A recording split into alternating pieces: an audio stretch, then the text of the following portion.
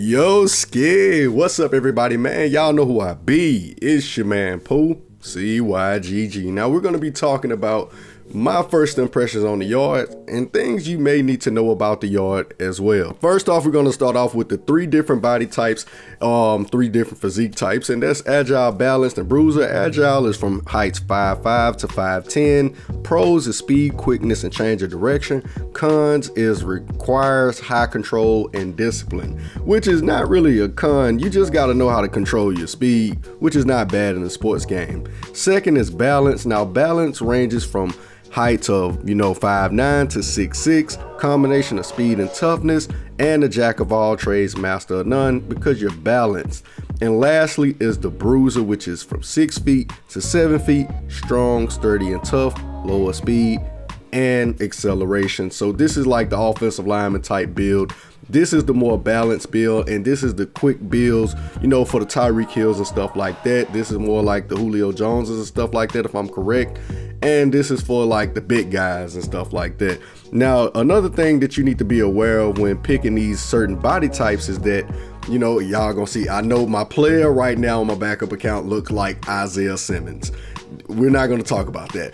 Now we're gonna get right back into the body types. Now, basically with these three body types, you have access to all three of these body types, and you can utilize all three of these body types with any prototype.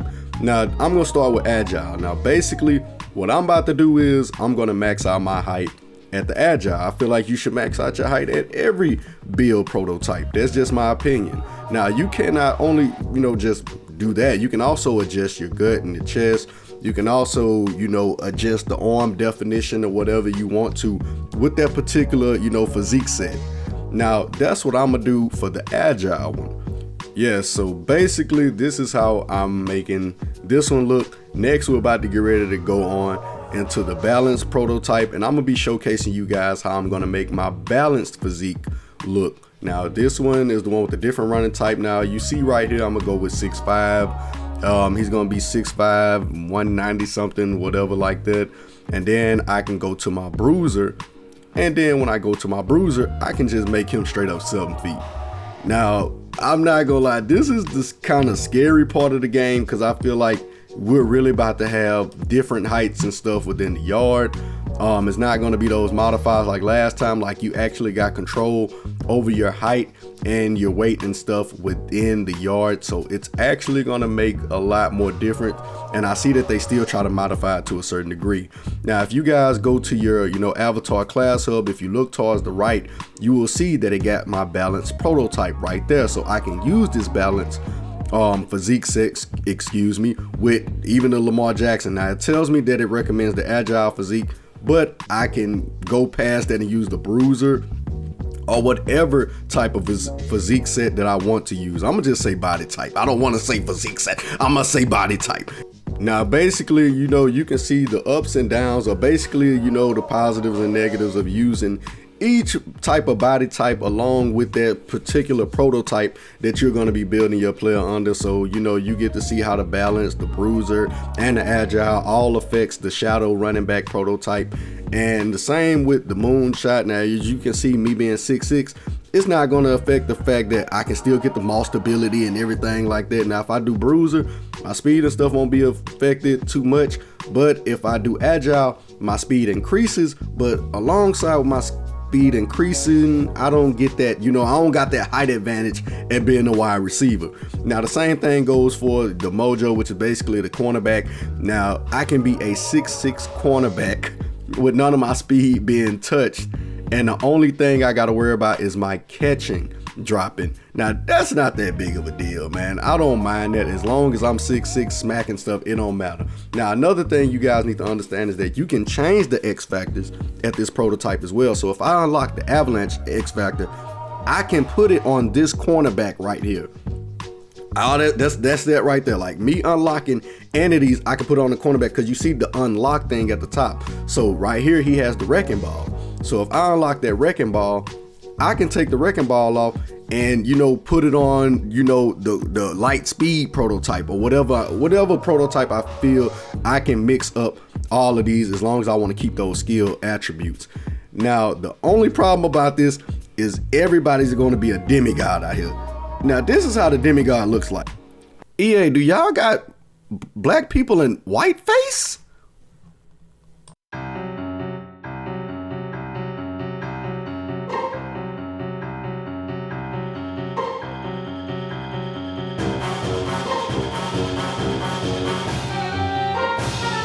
Got it there. Myth. Got it there. Got it there. Oh, let me turn and get this motherfucker on my leg. That bitch. Now, another thing that I noticed is that the gear is very limited. It's not that much gear. If you go to the shop, you're not going to see that many gloves. You're not going to see that many shirts. All the jerseys are going to say tie-dye NFL jersey, and you got to buy all of them. Now, one thing that I realized with the NFL jerseys that you actually either got to beat these NFL teams or you have to go to these NFL teams in order to unlock these NFL jerseys within Face of the Franchise. So they want you to play Face of the Franchise to actually unlock a lot of the NFL pants and a lot of the NFL jerseys.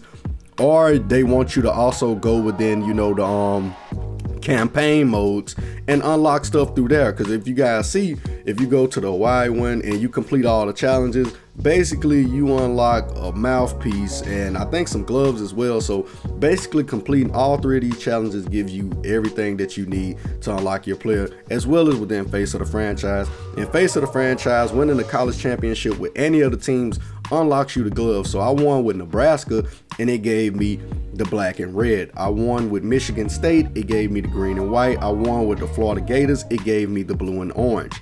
So it all depends on what team you win with. That will determine what set of gloves you get. The same thing with the Hawaii event. Now, if you guys choose the Hawaii event, you're going to get the helmet. Me personally, I would prefer the helmets from the Nike event. But if you beat the Nike event and you become the player of the game in the Nike event, I think you get a pair of pants.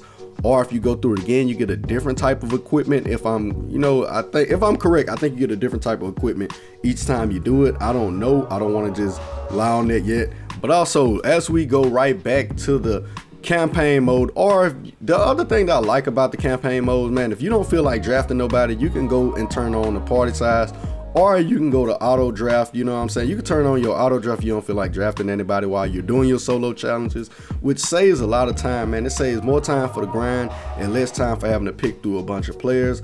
Also, for the people who don't understand how to play head-to-head on the yard, basically what you do is you go to the live events, you go to the Superstar Clash head-to-head, and then you press start. You know, not Superstar Clash one person. You go to press start, you create your party size, and then you do party size 3. As you can see, I can't invite nobody, so you create a party by inviting people. But basically, most people don't know that's how you basically do the head-to-head. You press start, you create a party size of 3, and then you matchmake. But let me know what you guys think about this, man. Let me know what type of prototypes you guys will be making. Let me know, do you think the yard will kind of be affected by all these prototypes to a certain degree? I'm not gonna lie to you guys, man.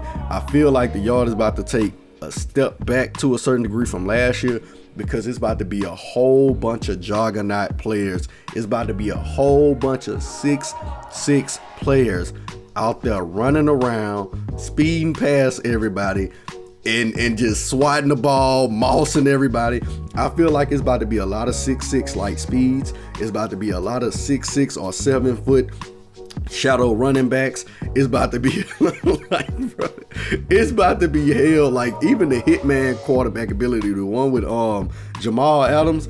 Oh my goodness, you can make a 6 foot player or a 7 foot player. I don't think the speed is affected to a certain degree. I think this is going to be terrible for a while, man. You still got to grind these abilities out. You still got to grind these prototypes out and get them max to their abilities, which is really not that hard because the same method from last year works. Also, I think I'm coming up with an easy method to earn credits, because I have been earning credits mighty fast, and I think I found a method around that. But let me know what you guys are going to be doing in the yard. Let me know what type of prototypes you're going to be making in the comments below. Let me know what you fear is going to happen with the yard. And also, man, this about to be a bunch of demigods.